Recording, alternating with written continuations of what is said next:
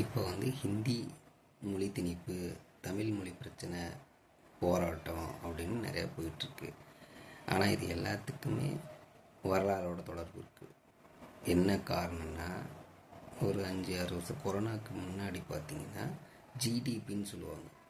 அதை ஆய்வு பண்ணி பார்க்கும்போது வெளி மாநிலங்கள் எல்லாமே ஒரு சில துறைகளில் தான் முன்னணியில் இருப்பாங்க.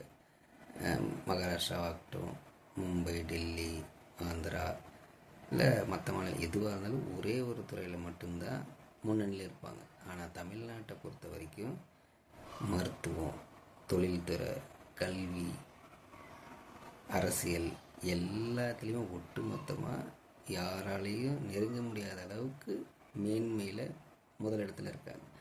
அதுதான் ஒன்றிய அரசுக்கு பார்த்துட்டு இவங்களை எப்படி செக் வைக்கலான்னு பார்க்குறப்போ தான் முதல் தரமாக என்ன பண்ணாங்க, மருத்துவத்தை கையில் எடுத்து அதில் என்ட்ரன்ஸ் எக்ஸாமில் கொண்டு நீட்டை வச்சாங்க.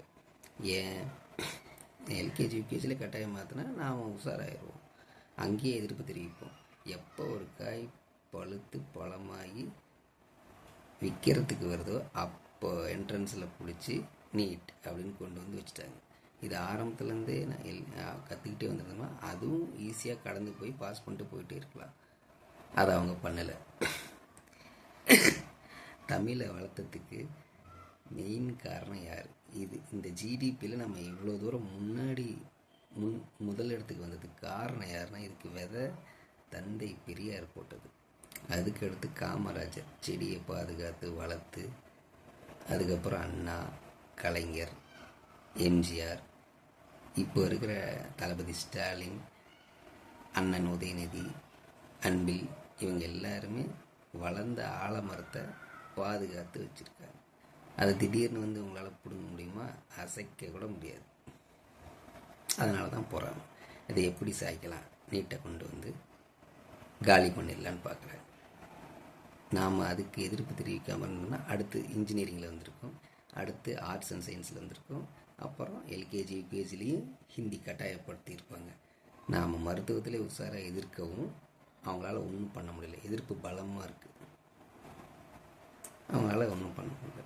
சரி, இப்போது ஹிந்தி எங்களுக்கு வெளி மாநிலத்துக்கு போகிறப்போ கட்டாயம் தேவை, மொழி தெரியாமல் இவன் சேவை பண்ண முடியாது அப்படின்னு ஹிந்தியை உள்ளே கொண்டு வந்தீங்க. ஓகே, இப்போ நான் என்ன கேட்குறேன்னா, அதே மாதிரி தானே இப்போ தமிழ்நாட்டுக்குள்ளே ஒரு ஆளுங்க வராங்க, ஒரு ஹையர் ஆஃபீஸில் வராரு, அவர் தமிழ்நாட்டுக்கு சேவை செய்ய தானே வராரு. அவர் தமிழ் கற்றுக்கிட்டால் மட்டும்தானே எங்களுக்கு சேவை செய்ய முடியும். அதுவே இல்லாமல் எப்படி நீங்கள் இங்கே போஸ்டிங் போடுறீங்க? கேரளாவிலேருந்து ஹையர் ஆஃபீஸில் தமிழ்நாட்டில் வேலை செய்கிறாங்க, ஆந்திராவிலேருந்து வராங்க, பஞ்சாப். நம்ம ரவி எடுத்துங்க ஆளுநரை, அவர் அதர் ஸ்டேட் தானே, அவருக்கு தமிழ் டிகிரி இருக்கா? அவர் எப்படி இங்கே போஸ்டிங் போட்டாங்க? மற்ற மாநிலங்களிலிருந்து ஹையர் ஆஃபீஸில்ஸ் எல்லோரும் வரதான் செய்கிறாங்க, வேலை செஞ்சுட்டு தான் இருக்காங்க. நாங்கள் அதுக்கு ஆட்சேபனை தெரிவிக்கல, நாங்கள் சரின்னு ஏற்றுக்கிட்டு போயிட்டு தான் இருக்கோம். ஆனால் நீங்கள் மட்டும் ஏன் ஹிந்தியை திணிக்கிறீங்க? மாநில அரசு இதை கண்டுக்காமல் இருக்காங்க. தயவு செஞ்சு நம்ம நாட்டுக்கு வேலை செய்ய வராங்கன்னா அவங்களுக்கு இனிமேல் தமிழில் அடிப்படை கல்வி தகுதி இருந்தால் மட்டும்தான் இங்கே வேலை வாங்கி தரணும். முதல்ல தமிழனுக்கு முன்னுரிமை கொடுங்க, அப்புறமா மற்ற மாநிலத்துக்காரங்களுக்கு இடம் ஒதுக்குங்க. இதை நான் ஒரு கோரிக்கையாக தமிழக அரசுக்கு வைக்கிறேன். மத்திய அரசுக்கு எங்கள் மொழிக்கு முன்னுரிமை கொடுங்க, எங்களோட இதை பறிக்காதீங்கன்னு கேட்குறேன். வணக்கம்.